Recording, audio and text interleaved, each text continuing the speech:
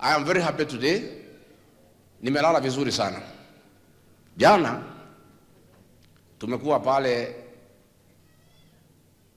Katanga, tukaeleza maneno vile Kasongo anapanga.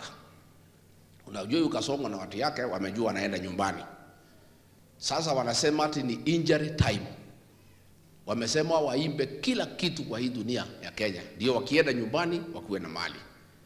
So tukamtangaza, na hiyo ndio kazi yetu sasa going forward. Na yeye amekasirika, naambiwa hakulala hata hakukula.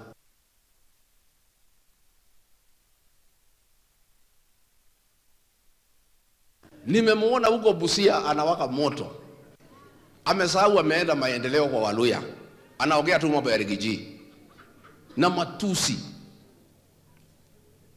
Amekasirika, haongei hata kama rais. Kwa sababu jana tumemtoa nyama kwa meno.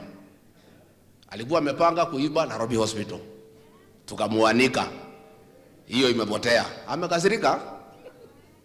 Alikuwa pia amepanga kuiba shilingi bilioni 7 ya project inaitwa Nairobi Railway, ambayo inakuwa funded by the British. Kuna contractor amequote 22 billion, anaitwa China Railways.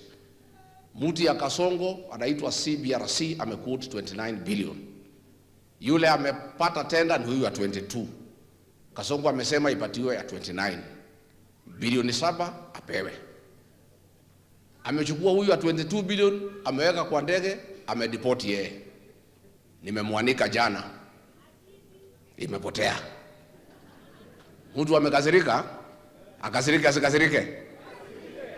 Kazi yetu going forward ni kukasirisha Kasongo.